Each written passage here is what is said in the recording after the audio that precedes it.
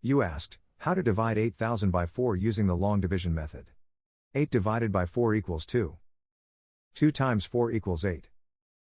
8 minus 8 equals 0. Bring down 0, making 0. 0 divided by 4 equals 0. 0 times 4 equals 0. 0 minus 0 equals 0. Bring down 0, making 0. 0 divided by 4 equals 0. 0 times 4 equals 0. 0 minus 0 equals 0. Bring down 0, making 0. 0 divided by 4 equals 0. 0 times 4 equals 0.